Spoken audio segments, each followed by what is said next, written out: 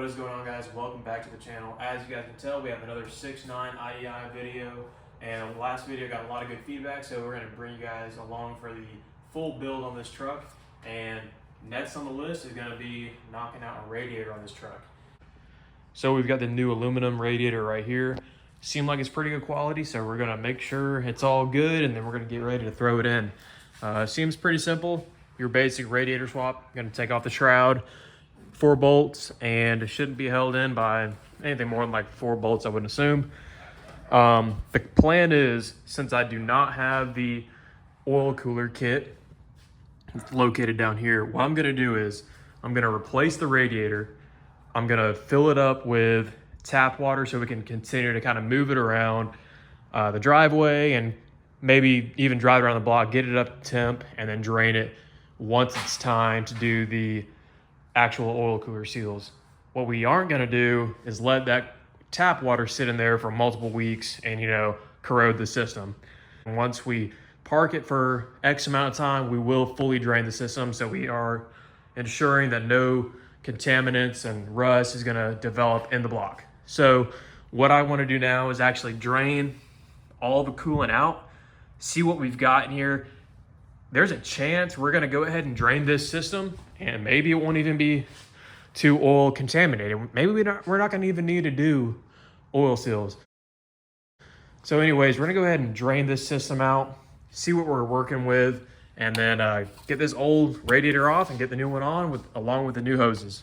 All right, guys, so as you can tell, this clamp for the lower radiator hose is super corroded. There's no way I'm going to get that off. So what I'm going to do is actually make a small incision on this radiator hose, drain as much as I can, and then we're going to go ahead and just cut it off and then remove it that way. Also, depending on the amount of coolant we actually are able to remove, that will determine whether or not we're going to need to drain the block itself, but we should be totally fine.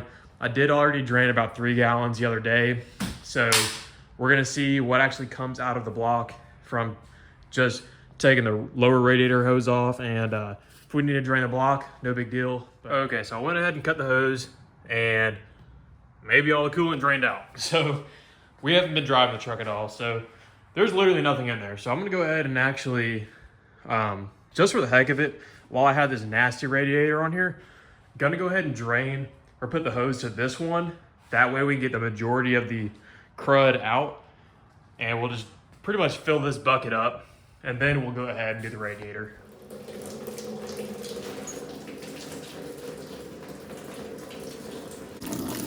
This stuff looks nasty. Yeah, there's no way. Already can tell you, no way I'm going ahead and replacing this radiator and then just driving the truck without doing the oil seals. That is a lot of, that's a lot of oil, seems like. You can already tell it from the bottom. It ain't gonna take long for fill up this bucket right here, let it sit, and then that whole bottom's gonna be filled with oil. The top will be water.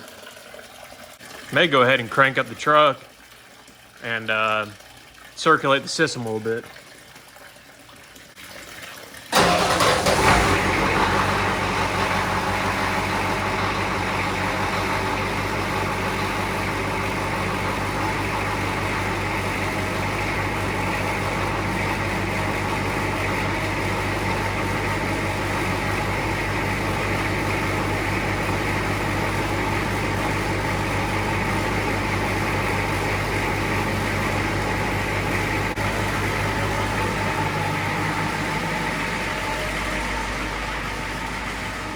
Getting pretty close to filling up. We're about to go ahead and just crank it off and go ahead and check again.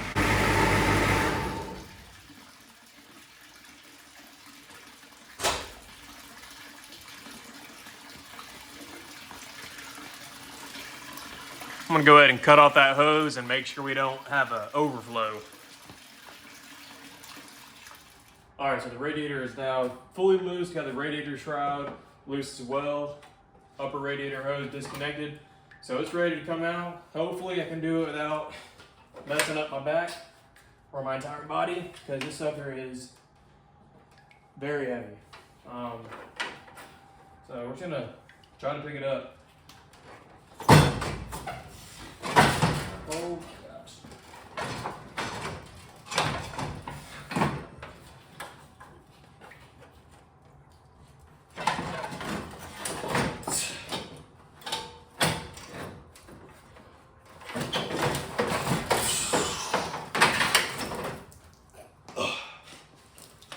Gosh. That's heavy, and I now got oil and coolant on my shoe. I knew I should have worn my boots, but I didn't. Oh gosh, this thing is all of 70 freaking pounds. So here's the new one, or definitely not the new one. Here's the old one. That thing is heavy as crap. But we got everything out. Radiator shroud still in great usable shape as long as it aligns with the new radiator. I'll catch up with you guys in a second. I'm about out of breath.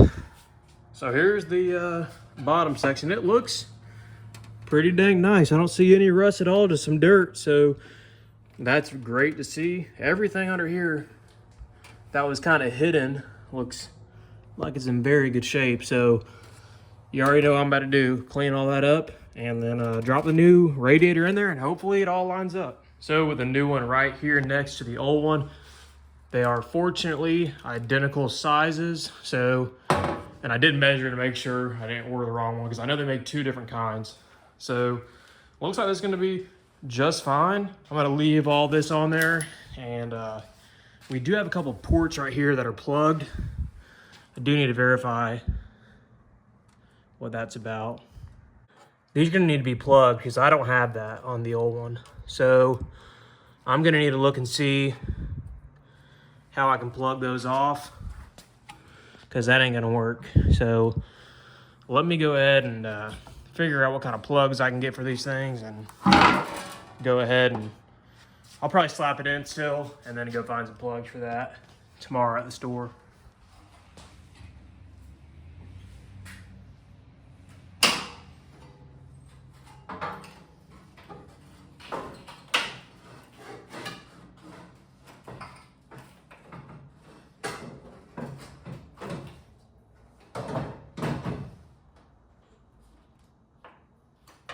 At least the new radiator lines up with the factory bolt holes, so we won't have to worry about that. I was kind of worried about that because one of my radiators that I bought for another truck did not line up whatsoever, so it seems like this will be at least an easy installation.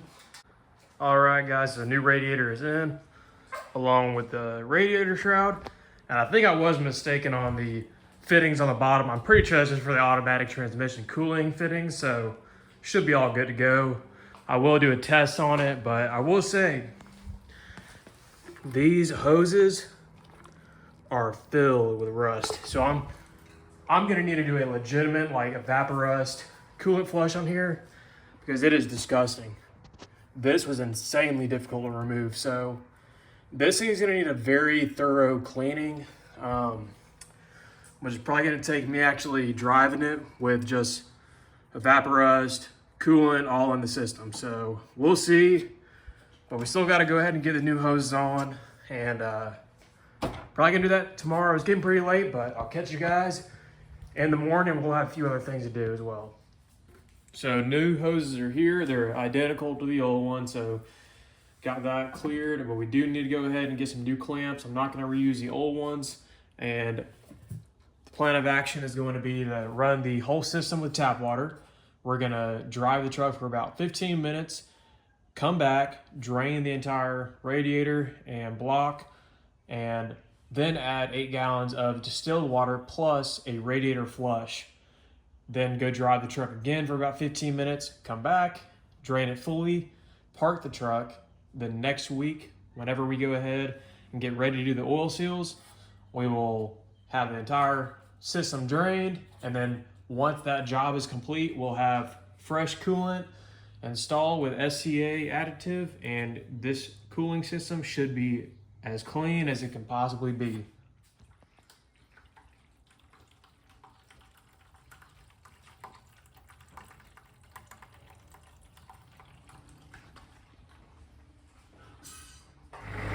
pull the truck outside. We're gonna go ahead and let this thing kind of warm up, keep an eye out on the gauge, make sure we're not overheating. And once we kind of start warming it up, we're gonna go ahead and add some more and then take it on a drive or just around the block. We got a half-mile loop and we're gonna kind of work the system, and then we're gonna go ahead and drain it a second time. But we got the heater going and it's gonna give it like 5 or 10 minutes, let it go, and it should be good.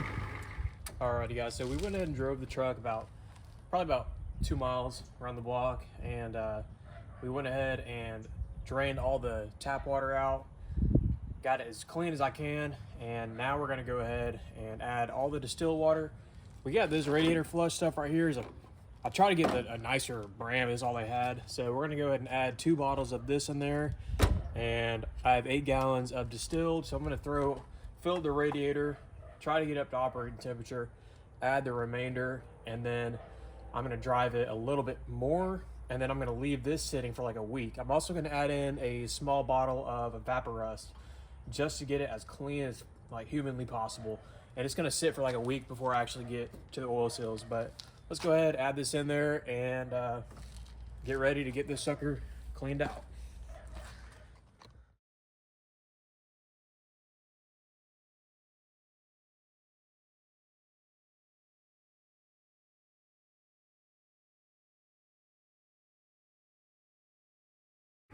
So as of now, she only took 3.5 gallons plus those 2 little bottles of the radiator cleaner. So I got it warming up right now. We're gonna drive it, let the thermostat open up, and then we're gonna go ahead and add some more.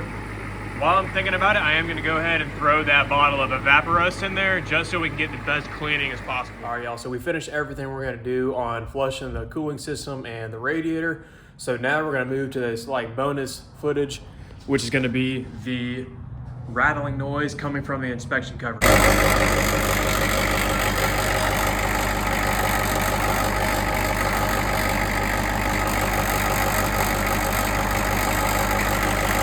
And I actually had somebody point it out the other day. So we're gonna go ahead and pop off this inspection cover. So it's not really making the noise without the cover on. Now it does do it inconsistently, but I didn't feel any crazy play on that flywheel. Like I couldn't move it at all with my hand. So maybe it's okay. I've been trying to mess with the clutch, hit it, see if I can't make the noise come back. But nothing I do seems to make that rattle come back. So I'll let it sit for like 5 minutes and idle, and then come back, see if it does it again. So I don't want to get my hopes up, but it kind of seems like it's the inspection cover. Maybe that sucker is a little bit loose. It was missing 1 bolt. Maybe it was just kind of rattling from that. So I'll go ahead and slap that thing back on and see if the noise magically reappears. So I additionally just found some remnants of gasket material, very little of it, and I peeled off some a second ago. It's like a cork material.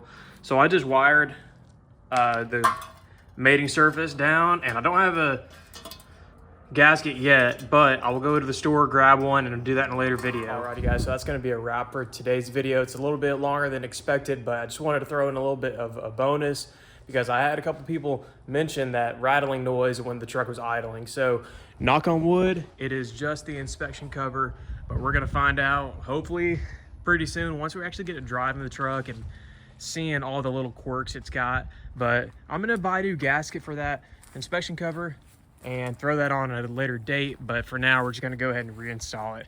But I appreciate y'all watching. And if you guys enjoyed this video, stay tuned. We're gonna have so much more coming. I'll catch y'all then.